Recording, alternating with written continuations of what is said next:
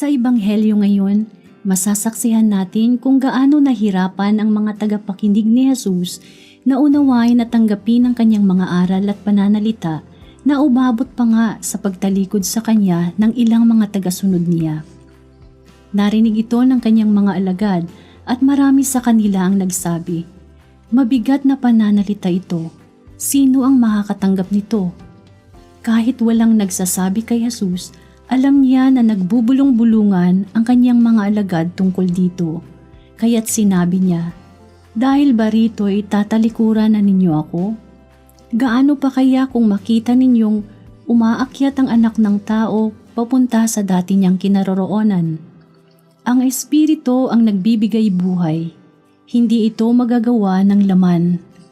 Ang mga salitang sinabi ko sa inyo ay Espiritu, at ito ang nagbibigay buhay. Ngunit may ilan sa inyong hindi sumasampalataya.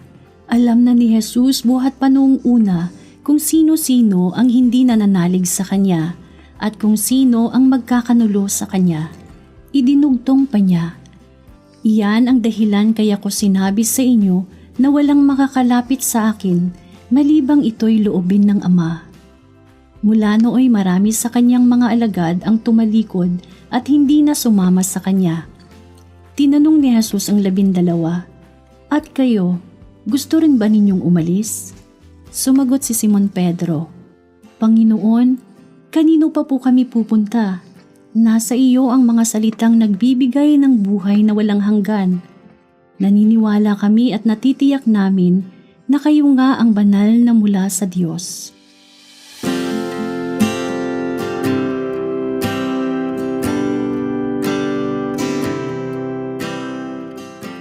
Madalas tayong natutukso na talikuran si Jesus at ang kanyang paraan ng pamumuhay, lalo na kapag mahirap gawin ang kanyang mga itinuturo.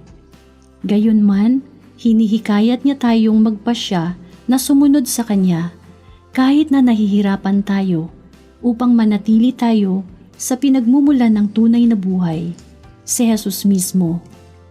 Nahirapan ding unawain ito ng 12, ngunit patuloy pa rin silang nagtitiwala at sumunod sa kanya. Ang naging tugon ni Simon Pedro kay Jesus nang tanungin sila ni Jesus kung iiwan din ba siya ng mga ito, ay katulad ng ating pagtugon ng Amen. Madalas na matatagpuan ang salitang ito sa wakas ng mga panalangin. Ano ba ang ibig sabihin ng salitang Amen? Ayon sa Katesismo ng Iglesia Katolika, sa Hebreo, ang Amen ay halaw sa pinagmulan din ng salitang sumasampalataya. Ang salitang ugat na ito ay nagpapahiwatig ng katatagan, ng pagkamaaasahan, katapatan. Kaya sa katagang ito, Amen, ay maaaring ipakilala maging ang katapatan ng Diyos sa atin o ang ating pananalig sa Kanya. Ang napakaikling salitang ito ay napakayaman ng nilalaman o pakahulugan. Ito ay pahayag ng pananampalataya at pagtitiwala sa katotohanang ipinahahayag ng Diyos sa atin. Kaya nga ang Amen sa wakas ng kredo ay isang paggunita at pagpapatibay ng unang kataga, sumasampalataya ako. Ang pagsampalataya ay pagsasabi ng Amen sa mga salita, sa mga pangako, sa mga utos ng Diyos, isang lubusang pagtitiwala sa Kanya na siyang Amen ng pag-ibig na walang hanggan at ng ganap na katapatan. Sa pagtanggap natin ng komunyon, sa paghahain ng pari kay Jesus sa anyo ng tinapay at alak, sumasagot tayo ng Amen. Sa taimtim na pagsambit ng Amen, pinagtitibay nito ang ating pananampalataya sa Diyos. Nagtitiwala tayo sa katuparan ng Kanyang mga pangako at sumasang-ayon tayo sa tugon ni Simon Pedro na si Jesus ang nagtataglay ng salitang nagbibigay buhay.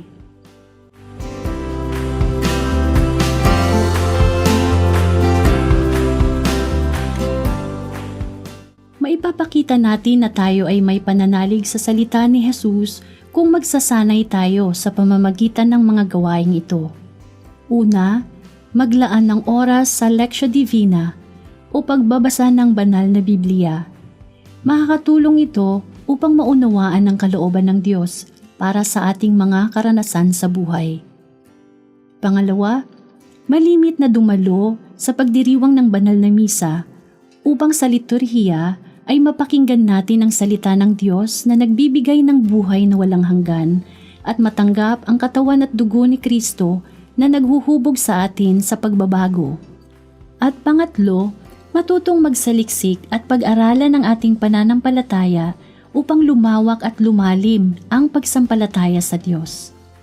Nangangahulugan din ito ng pagpapatibay ng relasyon natin sa Diyos.